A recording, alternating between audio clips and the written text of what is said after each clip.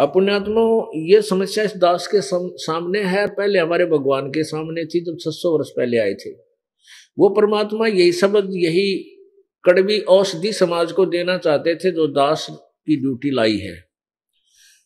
तो उस समय समाज ने ये कड़वी औषधि स्वीकार नहीं की, क्योंकि हम शिक्षित नहीं थे, और जो जिनको हम गुरु ब्राह्मण महर्षि मानते थे वो अज्ञानी थे, ते तत्व ज्ञानहीन थे, लेकिन वो केवल एक संस्कृत भाषा को जानते थे, जिस कारण से हमारे पूर्वज उस समय के जो श्रद्धालु ये मानते थे कि जो हमारे गुरुजी अर्थात ब्राह्मण लोग हमें ज्ञान बता रहे हैं ये सही होगा, क्योंकि वो कहा करते थे कि हम पुराणों के आधार से आपको ज्ञान बता रहे हैं, उस पुराण में ऐसा लिखा है, उस पुराण में ऐसा लिखा है, वेदों में ऐसा लिखा है, गीता जी में ऐसा लिखा है। और परमेश्वर कबीर जी जो ज्ञान बताते थे वो उन दंत कथाओं, उन ऋषियों महर्षियों के ज्ञान के विपरीत था।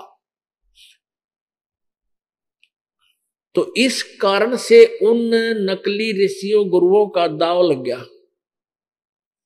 क्योंकि जनता को एक ही पॉइंट से वर्णित करते थे कि कबीर जी अशिक्षित है और ये वेदों के बारे में नहीं जानता, ना गीता ना पुराणों के, क्योंकि संस्कृत में लिखे हुए, ये अशिक्षित है। इसलिए ये झूठ बोल रहा है कि ब्रह्मा विष्णु महेश को भी ज्ञान नहीं, और ये जन्म मृत्यु में है, इनकी जन्म मृत्यु होती है, और ना ही इन ऋषियों को कोई ज्ञान है।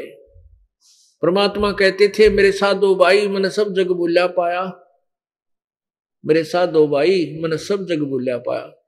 इसी भूल में ब्रह्मा भूला जिसने वेद सरसाया, और वेद पढ़ के पंडित भूला मर्म भेद नहीं पाया। इन्होंने वेदों का भेद नहीं पाया। इसी भूल में विष्णु भूला जिन वैष्णव पंथ चलाया, और तीर्थ व्रत का बांध महात्म बहुविध जीव फंसाया।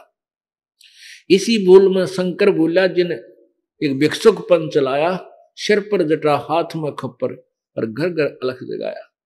मेरे साथ दो भाई मैंने सब जग भूला पाया।